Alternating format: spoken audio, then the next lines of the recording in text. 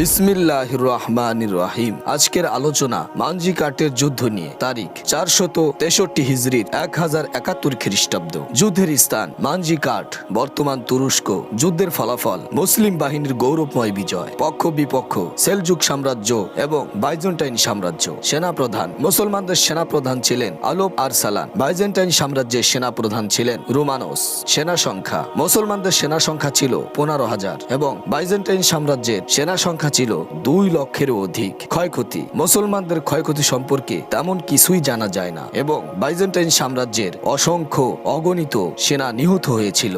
মানজিকাটের যুদ্ধ সেলজুক সাম্রাজ্যের ইতিহাসের অন্যতম প্রধান যুদ্ধ হিসেবে পরিচিত। 463 হিজরির জিলকদ মাসে আগস্ট 1071 খ্রিস্টাব্দ সুলতান আলোপ আরসালানের নেতৃত্বে এ যুদ্ধে মুসলমানদের সম্মানজনক বিজয় লাভ হয়। বাইজেন্টাইন বাহিনীর সেনাপ্রধান সম্রাট রোমানোস সেলজুক সুলতানের হাতে আটক হয় এবং এর মধ্য দিয়ে বাইজেন্টাইন সাম্রাজ্যের পতনের কফিনে প্রথম প্যারাক ঢুকে যায়। যদিও সুলতান তার মহানুভবতার পরিচয় দিয়ে সম্রাটকে মুক্তিপণের বিনিময়ে ছেড়ে দেন এবং বাইজেন্টাইনে মুসলমানদের বিজিত এলাকায় সেলজুকের শাসনের শর্ত দিয়ে আগামী 50 বছরের জন্য বাইজেন্টাইনের সাথে সন্ধি করে নেন। 455 হিজরি সাল সেলজুক সাম্রাজ্যের স্থপতি এবং প্রথম স্বাধীন সুলতান তুগরিল বেগ কিছুক্ষণ আগে মৃত্যুবরণ করেছেন। মাথার কাছে রাখা আছে তার ক্ষুরধার তলোয়ার, যা দিয়ে তিনি এই কিছুদিন আগেও পুইত সাম্রাজ্যের শিয়াদের হটিয়ে বাগদাদ আবারও খলিফা কায়েম্বি আমরিল্লার হাতে ফিরিয়ে দিয়েছেন আর উপহার শরীফ খলিফার কাছ থেকে পেয়েছেন সুলতান উপাধি। সুলতান একটি আরবি শব্দ যার অর্থ হলো রক্ষা কবচ বা রক্ষার দায়িত্বে নিয়োজিত নেতা। তুগরিল বেগ মারা গিয়েছেন, খালি পড়ে আছে তার সিংহাসন। শিয়রে বসে আছেন তারই পালক পুত্র সুলাইমান আর বারেন্দায় অস্থির চিত্তে পায়চারি করেছেন তুগরিল বেগের প্রধানমন্ত্রী আমিদুল মালিক কুন্দুরি। সুলাইমান তুগরিল বেগের ভাই চেগরির সন্তান। নিজের সন্তান নাই বলে তিনি ভাইয়ের সন্তানকে নিজের কাছে এনে রেখেছেন, বড় করেছিলেন শাহজাদার সম্মান ও আদর দিয়ে। মৃত্যুর আগে তুগরিল বেগ কুন্দুরির কাছে ওসিয়াত করে গিয়েছিলেন তার মৃত্যুর পর মহান সেলজুক সিংহাসনে বসবেন তারই পালক পুত্র সুলাইমান। কিন্তু এটা নিয়ে বেশ চিন্তিত দেখাচ্ছে কুন্দুরিকে, কারণ তুগরিল বেগের চাচাতো ভাই কুলতামিশ এবং তারই আরেক ভাতিজা সুলাইমানের ভাই আলোপ আরসালানও তুগরিল বেগের মৃত্যুর পর সিংহাসন নিজের অধিকারে নিতে চায়। কুন্দুরি নিজেকে সংহত করলেন এবং তুগরিল বেগের দাফন শেষ করে সুলাইমানকে নতুন সেলজুক সুলতান হিসাবে অভিষেক করালেন। উপর্যুপরি তিনি আরো যে ভুলটা করলেন, খোরাসানে আলোপ আরসালান বরাবর একটি চিঠি পাঠিয়ে কড়া হুঁশিয়ারি দিলেন যাতে সে কোনোভাবেই সুলতান বিরোধী কর্মকাণ্ডে লিপ্ত না হয় এবং সুলাইমানকে সুলতান হিসেবে মেনে নিয়ে সাম্রাজ্যে কোনো ধরনের বিশৃঙ্খলা সৃষ্টি প্রচেষ্টা না করে। কিন্তু তার কয়েকদিন পরই কুন্দুরি খবর পেলেন আলোপ আরসালান তার বিশাল সেনাবাহিনী নিয়ে খোরাসান থেকে যাত্রা শুরু করেছেন রাজধানী রায়নগরী অভিমুখে এবং সে সিংহাসন দখল করে নিতেও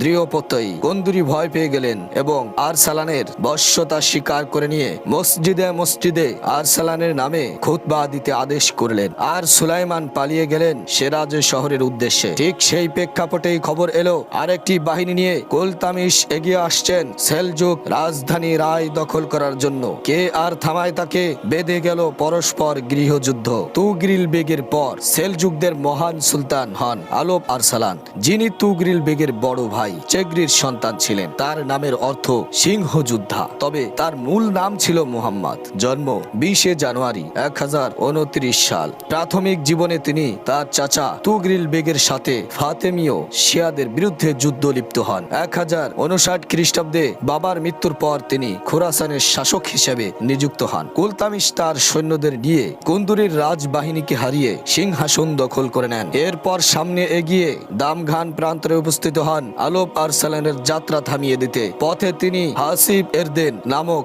আরসালানের জনক সেনাপতিকে তার ক্ষুদ্র বাহিনী সহ পরাজিত করেন। কিন্তু আরসালানের সামনে আসতেই ঘটে বিপত্তি। তার বিশাল সেলজুক বাহিনী দেখে কুলতামিশের বেশিরভাগ সৈন্য পালিয়ে যায়। অবশিষ্ট সামান্য সংখ্যক সেনা নিয়ে আপ্রাণ লড়েও পরাজিত হন কুলতামিশ। রাজধানী রায় দখল করে 27 এপ্রিল 1064 খ্রিস্টাব্দে সেলজুকদের নতুন সুলতান হিসাবে মসনদে বসেন আলোপ আরসালান। ক্ষমতায় বসেই তিনি কুন্দুরিকে হত্যা করেন। এরপর ইবনে আলী আতুশিকে প্রধানমন্ত্রী ও নিজামুল মুলুক সাম্রাজ্যের ব্যবস্থাপক হিসাবে নিয়োগ দেন। ইনি ইতিহাস বিখ্যাত সেই নিজামুল মুলুক তুসি। সেলজুক সুলতান হওয়ার পর আলপ আরসালান প্রথমে যার কাছ থেকে বাধা প্রাপ্ত হন তিনি খোদ আব্বাসী খলিফা। খলিফা তাকে বাগদাদে ছাড়তে নানাভাবে চাপ দিতে থাকেন। মূলত সে সুলতানের ক্রমশ বর্ধি কিশোর শক্তিকে নিজের প্রতিযোগী ভাবতে শুরু করেছিলেন। আদলে খলিফার তখন শক্তিমাত্রা বলতে কিছুই অবশিষ্ট ছিল না। অধিকন্ত তিনি অন্য মুসলিম সুলতানদের একযোগে সুলতান আলপ আরসালানের উপর আক্রমণের জন্য প্ররোচিত করতে থাকেন, কিন্তু বাকিরা আরসালানের বাহিনীর ভয়ে তার বিরুদ্ধে আঙ্গুল উঠানো থেকে নিজেদের বিরত রাখে। তুগরিল বেগের মৃত্যুর আগে রাজনৈতিক স্থিতিশীলতার লক্ষ্যে খলিফার মেয়েকে স্ত্রী হিসেবে গ্রহণ করেছিলেন। আরসালান খলিফাকে শিক্ষা দেওয়ার জন্য তার মেয়েকে আবার বাগদাদে পাঠিয়ে দেন। খলিফা এবার সত্যি ভয় পেয়ে ভোগড়ে যান। নতুন করে প্ররোচনা খাটাবার আগেই আরসালানের সালতানাতে মেনে নেওয়ার প্রকাশ্য ঘোষণা করেন। খলিফার উপদ্রব্য থেকে মুক্তি লাভ করে এবার আরসালান তুগরিল বেগের মৃত্যুর পর মাথা চাড়া দিয়ে উঠা সাম্রাজ্যের নানা বিদ্রোহ দমাতে অগ্রসর হন। প্রথমে তিনি জর্জিয়া শান্ত করেন, এরপর পূর্ব আনাতোলিয়ার দিকে এগিয়ে যান। এখানে তাকে সঙ্গ দেন তারই যোগ্য পুত্র শাহজাদা মালিক শাহ ও তার প্রধানমন্ত্রী। আনাতোলিয়া দখল করতে তাকে বেশ বেগ পেতে হয়। বাধ্য হয়ে ঘোরতর এক যুদ্ধেও জড়াতে হয়, কিন্তু শেষ পর্যন্ত বিদ্রোহীরা পরাস্ত হয়। স্থায়ী সুলতান সহ বিদ্রোহীরা সুলতানের বশ্যতা মেনে নিতে বাধ্য হয়ে যায়। এরপর সুলতান কারস দখল করে সেখানে ইসলাম প্রচার করেন। এগিয়ে যান অ্যানি রাজ্যের দিকে। শহর দখল করে নিতে তিনি শহরের প্রাচীরের বাইরে থেকে বোমার মতো উত্তপ্ত তেল ছুড়ে মারেন। লোকজন ভীতু সন্ত্রস্ত হয়ে অবিলম্বে আত্মসমর্পণ করে নেয়। সুলতান তখন একদিকে বিদ্রোহ দমন করতে ব্যস্ত, ঠিক তখনই তার সাম্রাজ্যে কিরামান, হাউতেল্লান আর সুগানিয়ান এলাকা নতুন করে বিদ্রোহের ঘোষণা দেয়। সুলতান সেদিকে এগিয়ে প্রদেশগুলোর ক্ষমতা পুনর্দখল করেন। তারপর একে একে গুরগেন্স, ম্যাঙ্গিসলাক প্রভৃতি শহরগুলো সফলভাবে নিজের নিয়ন্ত্রণে নিয়ে আসেন। 1065 খ্রিস্টাব্দ ভলগা আলফ থেকে খাওয়ারিজম এর কিছু অঞ্চল দখল করে ছেলে মালিক শাহকে দায়িত্ব দিয়ে নিজে জেন্দের দিকে এগিয়ে যান। ও দিকে গিয়েই খান ইব্রাহিম থেকে মাভেরান নগরের কিছু অংশ নিজের সাম্রাজ্যের অন্তর্ভুক্ত করে নেন। 1066 খ্রিস্টাব্দের দিকে তার সেনাবাহিনী বাইজেন্টাইনদের ছোট ছোট আক্রমণ শুরু করেন। তার সেনাপতি গোমুস্তগিন এডাসা আক্রমণ করে তা দখল করে নেয় এবং ওখানকার শাসককে বন্দী করে নেন। পরে 2 লক্ষ দিনারের বিনিময়ে তাকে তার রাজ্যে ফিরিয়ে দেয়। 1067 খ্রিস্টাব্দের দিকের ঘটনা। পশ্চিম রোমান সাম্রাজ্যের রাজা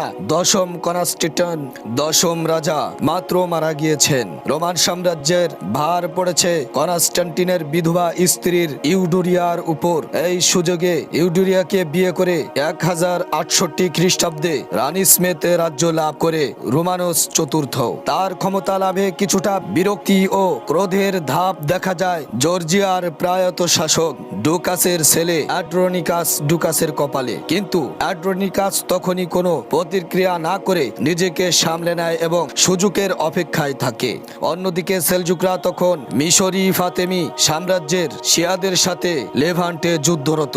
রাজা হয়ে রোমানস সেলজুকদের দুর্বলতার এই সুযোগকে কাজে লাগাতে চায়। তাদেরকে আজীবনের জন্য চুপ করিয়ে দিতে ইরান, খোরাসান, ইরাক এবং সিরিয়া দখল করতে উদ্যত হয়েছে।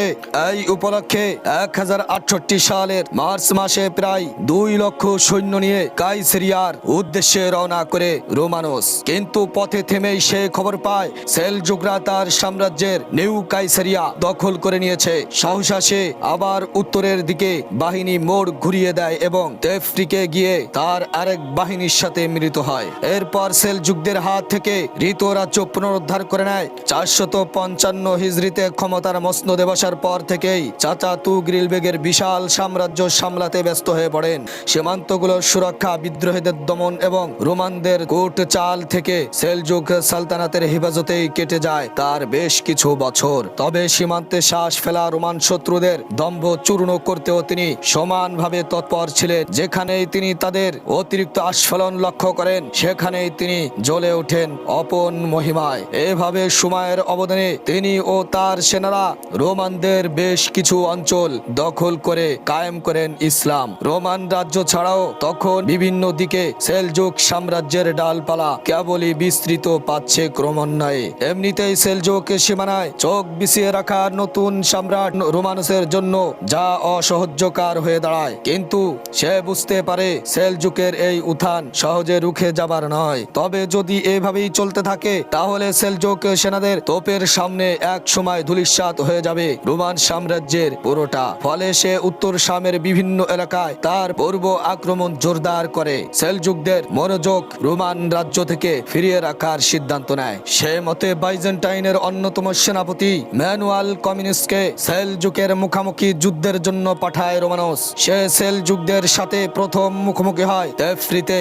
যুদ্ধে ঘটনাক্রমে রোমান বাহিনী জয়লাভ করে, ফলে তারা সাহস পেয়ে যায়। এর ফলে সিরিয়ার দিকে এগিয়ে গিয়ে মানবিজ শহর দখল করে। এরপর সেখানে নির্মম ধ্বংসযজ্ঞ এবং বিশৃঙ্খল নৃশংস গণহত্যা চালায়। এই খবর আলপ আরসালানের কানে গিয়ে পৌঁছায়। তিনি দেরি না করে তার সৈন্যবাহিনীর সাথে করে প্রতিশোধ নিতে এগিয়ে আসেন। ইউক্রেনিয়ামের কাছে কোনো এক স্থানে সেলজুকরা রোমানদের পরাজিত করে। যুদ্ধে ম্যানুয়াল কমিনিস ধরা পড়ে, কিন্তু মহানবাব সুলতান তার সাথে শান্তি চুক্তি করে তাকে সেবারের মতো মুক্তি দিয়ে দেন। 1071 খ্রিস্টাব্দের দিকে রোমানুস ম্যানুয়ালের সাথে করা সেলজুকের শান্তি চুক্তি ভঙ্গ করে পুনরায় সেলজুক সাম্রাজ্যের উপর চড়াও হয়। সে মনে করে সেলজুকদের দমাতে হলে বিরাট রণক্ষেত্র তৈরি করতে হবে। তাদের ছোটখাটো কোনো এলাকা নয়, দখল করতে হবে তাদের সদর দপ্তর রায়নগরী। সে মতে রোমানুস যুদ্ধের প্রথম পদক্ষেপ হিসেবে কিছু গুপ্তচরকে চুক্তি নবায়ন করার কথা বলে সেলজুক সাম্রাজ্যের রাজধানীতে পাঠায়। তার মূল উদ্দেশ্য ছিল সেলজুকদের সামরিক অবস্থা সম্পর্কে ধারণা লাভ করা। আলপ আরসালান তখন ফাতেমিদের সাথে ঝামেলা মেটাতে ব্যস্ত। সুযোগে গুপ্তচররা তাদের কাজ সেরে যায় সালতানাতের প্রাসাদ থেকে। রোমানীয়রা প্রায় 1 লক্ষ বা মতান্তরে তার চেয়ে বেশি সৈন্য নিয়ে সেলজুকের দিকে এগিয়ে আসে। তার বাহিনীতে যোগ দেয় ফরাসি, বালগারি, পার্সিক, রুশ এবং ইউনানি সহ আরো বহু জাতির বহু সেনা। সব সেনাকে একত্র করে সে দম্বের সাথে তার এলাকা ত্যাগ করে। ইবনে কাসির রাহিমাহুল্লাহ বর্ণনামাতে রোমান বাহিনীর অস্ত্র শস্ত্র বহন করেছিল প্রায় 2000 গরুর গাড়ি। স্বভাব সুলভ হিংসা থেকে সে ভেবে নিয়েছিল সেলজুকদের পরাজয় সুনিশ্চিত। মূলত তার সেনা সংখ্যা ও সরঞ্জামের আধিক্য তাকে প্রবঞ্চিত করেছিল। রোমানসের সেনাপতিরা তাকে দ্রুত অগ্রসর হতে বাধা দেয়, বলে আপনি আরো ভেবে চিনতে আস্তে ধীরে এগোন। কিন্তু রোমানস তাদের বাধাকে অগ্রাহ্য করে সরাসরি মানজিকার্টে গিয়ে তাবু ফেলে এবং তার সৈন্যবাহিনীকে 2 ভাগে বিভক্ত করে নেয়। রোমানসের মানজিকার্টে আসার কথা শুনে আলপ আরসালান দ্রুত রাজধানীতে ফিরে আসেন। খোঁজ খবর নিয়ে তিনি জানতে পারেন রোমানসের বৃহৎ প্রস্তুতির কথা। তার ভয় ধরে যায় মনে।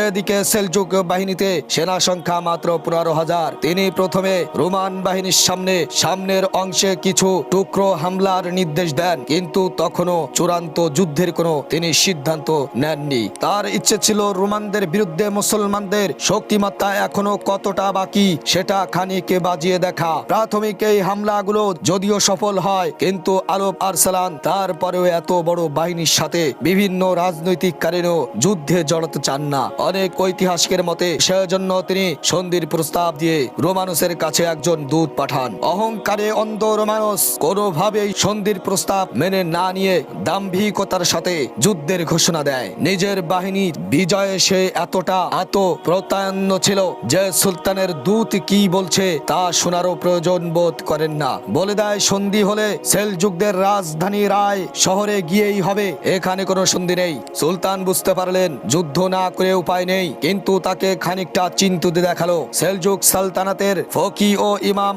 আবু নসর মুহাম্মদ ইবনে আবদিল মালিক সুলতানের চিন্তা বুঝতে পেরে কাছে আসলেন। তার মনোবল চাঙ্গা করতে বললেন, আপনি তো আল্লাহর দ্বীনের পক্ষে যুদ্ধ করবেন, যে দিন অন্য সব ধর্মের উপর বিজয় হবে বলে প্রতিশ্রুতি দিয়েছেন স্বয়ং আল্লাহ তাআলা। সুলতান বিষণ্ণ হবেন না। আমার বিশ্বাস এবারও আল্লাহ আপনাদের জন্য বিজয়ের ফয়সালা রেখেছেন।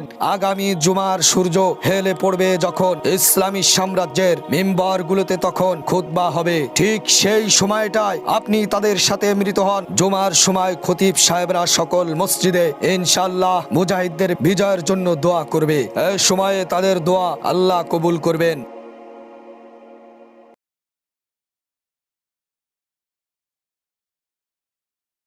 463 হিজরি জিলকদ মাসের শেষ দিক ইমাম আবু নসর আল বুখারী ইমামতিতে নামাজ পড়লেন। সুলতান ও তার সেনাদল নামাজের পর উপরের দিকে হাত তুলে অঝরে কাঁদলেন। তিনি কাঁদলো পুরো সেলজুক বাহিনী সকলে মিলে বিজয়ের জন্য মালিকের কাছে বিজয় তামান্না করলেন। এরপর সুলতান সাদা রঙের কাপড় গায়ে জড়িয়ে বললেন, যদি আমি শহীদ হই তাহলে এটাই হবে আমার কাফনের কাপড়। এরপর বাহিনী নিয়ে আল্লাহর নামে বেরিয়ে পড়লেন মানজিকাটের দিকে। এই সময় সুলতানের সেনাদের সাথে যোগ দেয় তার পুত্র মালিক শাহর অধীনে থাকা 1 লক্ষ সৈন্য। প্রায় 30,000 সেনা নিয়ে আলোপ আরসালান রোমানুসকে বাধা দিতে এগিয়ে চলেন। এদিকে রোমানুস তার বাহিনীকে 2 ভাগে ভাগ করে নিলেন। 3 লক্ষ সৈন্যের একটি দল পাঠিয়ে দেন ল্যাক ভ্যানের পশ্চিমে, কারণ তার ধারণা ছিল সুলতান আলোপ আরসালান এ দিক দিয়ে আক্রমণ করবে। কিন্তু সুলতান যে কি বীর ছিলেন তা বুঝার সাধ্য আসলেই বেচারার ছিল না। সুলতান ল্যাক ভ্যানের পশ্চিম পাশে না গিয়ে অপেক্ষিক খারাপ রাস্তা ধরে পূর্ব দিক দিয়ে সামনে এগোলেন এবং বহু চড়াও উতরাই ডিঙ্গিয়ে ল্যাক ভ্যান পার হয়ে রোমানুসের অপেক্ষাকৃত দুর্বল বাহিনীতে অতর্কিত আক্রমণ করেন। তাদেরকে এক চোট পরাজিত করে তিনি ময়দানে রোমানদের মুখোমুখি এসে দাঁড়ান। রোমানুস তার বাহিনীকে 4 ভাগে বিভক্ত করল। রোমানুস প্রথমে নিজে ময়দানে না গিয়ে তার এক সেনাপতি বাসিলাসকে পাঠান। সেলজুকরা তাকে পরাজিত করেন। এবার রোমানুস তার পাখির ডানায় শেইপের বাহিনী নিয়ে এগিয়ে আসেন, কিন্তু সেলজুকরা চালাকি করে সরাসরি যুদ্ধে লিপ্ত না হয়ে বড় টেকনিকে পিছনে জায়গা দিয়ে সরে যান। ফলে রোমানুসের বাহিনী 3 ভাগে বিভক্ত হয়ে যায়। এদিকে রিভার্স বাহিনী তখনও যুদ্ধে অংশ নেয়নি। এইভাবেই রোমানুস সেলজুকদের পিছনে হঠাতে হঠাতে তাদের তাবু পর্যন্ত নিয়ে আসেন। যুদ্ধ জড়িয়ে ক্রমশ সন্ধ্যা হয়ে আসে। রোমানুস তার বাহিনীকে তাবুতে ফিরে যাওয়ার নির্দেশ দেন। 3 বাহিনী আলাদা আলাদা থাকতে রোমানুসের কথায় বাহিনীতে এক প্রকার গোলযোগ সৃষ্টি হয়। রাইট ইয়ং সম্রাটের কথা না শুনতে পেরে তখন ময়দানে যুদ্ধ চলতে থাকে, অথচ বাকিরা ময়দান ছেড়ে যাচ্ছে। এই সুযোগে সেলজুকদের সেন্ট্রাল বাহিনী দৌড়ে গিয়ে ঘিরে ফেলে রোমানুসদের রাইট ইয়ংকে। রোমানুস খবর পেয়ে সাহায্যে এগিয়ে আসার আগেই রাইট ইয়ংকে পাইকারি হারে কচু কাটা করে সেলজুক সেনারা। রোমানুস বাহিনীর সবখানে ছড়িয়ে পড়ে। রোমানুস পরাজিত হয়ে মৃত্যুবরণ করেছে। ফলে লেফট ইয়ং ময়দান ছেড়ে পালায়। ওদিকে রিভার্স ফোর্সের দায়িত্বে থাকা অ্যাড্রোনিকাস রোমানুসের প্রতি পূর্ব শত্রুতার সূত্র থেকেই এই সুযোগে ময়দান ছেড়ে তার সৈন্যবাহিনী নিয়ে চলে যায়। রোমানুসের বাকি সেনাদের সেলজুকরা 4 পাশ থেকে ঘিরে ধরে। সন্ধ্যার লালের যথাযথ মানজিকাটের জমিন কাফেরের রক্তে লাল হয়ে ওঠে। অন্ধকার নেমে আসার আগেই রোমানীয়দের লেঠা চুকে যায়। ময়দানে যত্র তত্র পড়ে থাকে পরাজিত সেনাদের লাশ। বন্দী হয় সম্রাট রোমানুস। সেনারা তাকে ধরে এনে আলোপ আরসালানের তাবুর সামনে ফেলে রাখে। সুলতান জিজ্ঞাসা করলেন, আমি তোমার হাতে বন্দী হলে আমার সাথে কেমন আচরণ করবে বলে ভেবেছিলেন? রোমানুস বলে, আমি খুবই খারাপ করতাম। সুলতান বলল, আমি তোমার সাথে কি করব বলে তুমি মনে করো? রোমানুস বলল, আমাকে হত্যা করে ফেলবে বা শামের শহরগুলোতে আমাকে বেঁধে ঘুরাবে। আর একটা কাজ করতে পারো, কিন্তু সেটা একেবারেই অসম্ভব ব্যাপার তোমার পক্ষে। তাহলে মুক্তিপণ নিয়ে আমাকে ছেড়ে দিবে এবং আমাকে তোমার প্রতিনিধি নির্বাচন করবে।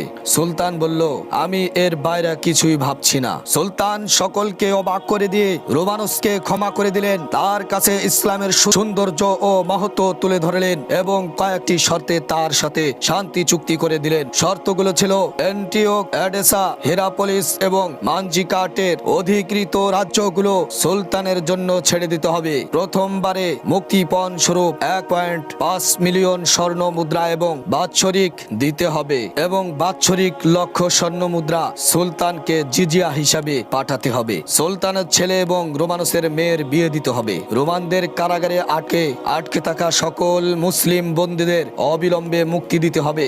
এই শান্তি চুক্তির সময়সীমা আগামী 50 বছর পর্যন্ত বলবৎ থাকবে এবং সেটা অবশ্যই রক্ষা করতে হবে। শান্তি চুক্তির পর সুলতান রোমানুসকে অনেক উপহার সামগ্রী দিয়ে আবার কনস্টান্টিনোপলের ফেরত পাঠান। সফরে খরচ করার জন্য বড় অঙ্কের সম্পদ দেন এবং সুন্দর একটি ঘোড়ায় চড়িয়ে তাকে সম্মানের সাথে বিদায় জানিয়ে দেন। কিন্তু কনস্টান্টিনোপলে ততক্ষণে অন্য গল্প দাঁড়িয়ে গেছে। মানজিকাটের পরাজয়ের খবর পৌঁছে যাবার পর ওখানে লোকেরা সপ্তম মাইকেলকে তাদের নতুন রাজা হিসাবে ঘোষণা করে দিয়েছেন। রোমানুস তার রাজ্যে পৌঁছালে এড্রোনিকাস আর মাইকেল মিলে তার চোখ অন্ধ করে দেয় এবং প্রত্যন্ত এক দ্বীপে তাকে নির্বাসন করে দেয়। 1072 খ্রিস্টাব্দে রোমানুস সেখানে মারা যায়। মানজিকাটের যুদ্ধ শুধু আনাতোলিয়ায় নয়, বরং পরবর্তী সময়ের উসমানী সাম্রাজ্যের জন্য একটি অন্যতম গুরুত্বপূর্ণ ঘটনা, কারণ এর মাধ্যমে বাইজেন্টাইন সাম্রাজ্য প্রায় বুক থুবড়ে পড়ে এবং আনাতোলিয়ার প্রবেশদ্বার মুসলিম তুর্কিদের জন্য খুলে যায় আজীবনের জন্য। তুর্কিরা ধীরে ধীরে সেখানে তাদের জায়গা পাকাপোক্ত করে নেয়। কোনিয়া, কোতাহিয়া সহ বড় বড় রাজ্য জয় করে তারা ক্রমশ মধ্য এশিয়ার ভিতরে ঢুকে যেতে থাকে। এরপর সেখানে সেলজুকদের নতুন শাখা রোমান সেলজুক সালতানাত প্রতিষ্ঠা করে নেয়। সেখানে শাখা সালতানাতের শাসকের মানজিকাটের বিজয়ের পরবর্তী 2 শতাব্দী অব্যাহতভাবে সেখানকার শহরগুলোতে শাসন করে গেছেন। তাদের শাসিত সে অংশগুলো আজও বিভিন্ন মুসলিম রাষ্ট্রের অন্তর্ভুক্ত হয়ে আছে। বদর, ইয়ারমুক, কাদিসিয়া, হিত্তিন, আইন জালুত ইত্যাদি ঐতিহাসিক যুদ্ধের কাতারে জায়গা করে নেয় মানজিকাটের যুদ্ধ। মুসলমানদের যে যুদ্ধগুলো সময়ের ইতিহাসের রোখ পাল্টে দিয়েছিল, নির্ধারণ করে দিয়েছিল সময়ের নতুন গতিপথ। এই যুদ্ধের মাধ্যমে মুসলমানদের পদানত হয় রোমান সাম্রাজ্যের অধিকাংশ রাজ্য। পৃথিবীতে তাদের দম্ভ অহংকার একেবারে ধুলোয় মিশে যায়। তারা পরবর্তী কোনো সময়ে আর মুসলমানদের গলায় কাটা হয়ে উঠতে পারেনি। এভাবে অনুগত রাষ্ট্র হিসেবে বেঁচে থাকে এক সময় উসমানী সুলতানাত মোহাম্মদ আল ফাতিহের হাতে। এইভাবে অনুগত রাষ্ট্র হিসেবে বেঁচে থেকে এক সময় উসমানী সুলতানাত মোহাম্মদ আল ফাতিহের হাতে পতনের চূড়ান্তে পৌঁছে যায় বাইজেন্টাইন সাম্রাজ্য। পাশাপাশি এ যুদ্ধে ক্রুসেড যুদ্ধের প্রথম সম্ভাবনা তৈরি করে উভয়ের জাতির ভিতর সেলজুকদের শক্তিশালী করে রোমান সাম্রাজ্যকে অনাগত যুদ্ধের অনিবার্য ফলাফলের কথাও স্মরণ করিয়ে দেয়। এ যুদ্ধের ফলে মুসলমানদের বিরুদ্ধে যুদ্ধের ক্ষেত্রে পশ্চিম ইউরোপ তার পূর্ব ফটকের পরিচিত রক্ষীদের উপর আর ভরসা করতে পারে না, বরং তারা নিজেরাই মুসলমানদের বিরুদ্ধে বড় কোনো যুদ্ধের ছক আঁকতে শুরু করে। শতাব্দীকালের সেই হিংস্র চারাগাছই এক সময় প্রথম ক্রুসেডের জন্ম দেয়। মানজিকাটের যুদ্ধের পরের বছর 1072 খ্রিস্টাব্দে 15 ডিসেম্বর ইসলামের এই মহান বীর এহকালের মায়া ত্যাগ করে মহিমাময় আল্লাহর সান্নিধ্যে চলে যান। মারভো শহরে তাকে দাফন করা হয়। সুলতান আলপ আরসালানের মৃত্যুর পর মসনদে বসেন তার সুযোগ্য পুত্র মালিক শাহ সেলজুকি। পশ্চিমারা যাকে দ্য গ্রেট উপাধিতে স্মরণ করে থাকে। ইতিহাস বলে এই মালিক শাহের শাসনামলে সেলজুক সাম্রাজ্যে তার বিস্তৃত উন্নতির সর্বোচ্চ শিখরে পৌঁছে যায়। সুলতান আলপ আরসালান যত বড় যোদ্ধা ছিলেন, ঠিক ততখানি মায়া ও সহানুভূতি ছিল তার মনে। শত্রুকে হাতের কাছে পেয়েও ছেড়ে দেওয়ার যে উদারতা তিনি দেখিয়েছিলেন, উমর খৈয়াম সে ঘটনায় নিজের মুগ্ধতার বয়ান দিতে গিয়ে বলেন, মরুভূমির মধ্যে গিয়ে একটি যদি শহর গড়ো, একটি হৃদয় সখী করা তার চাইতেও অনেক বড়। আনাতোলিয়ার দরজা খুলে দিয়ে তুর্কিদের সেই জয় রথের যাত্রা শুরু করেছিলেন আলপ আরসালান। তারই সুদূর প্রসারী অনিবার্য ফল ছিল উসমানী খেলাফত। যুগ যুগ ধরে মানুষের হৃদয়ের পাতায় এবং ইতিহাসের প্রস্তর খণ্ডে আলপ আরসালান একজন মহানুভব সুলতান হিসাবেই বাস করবেন।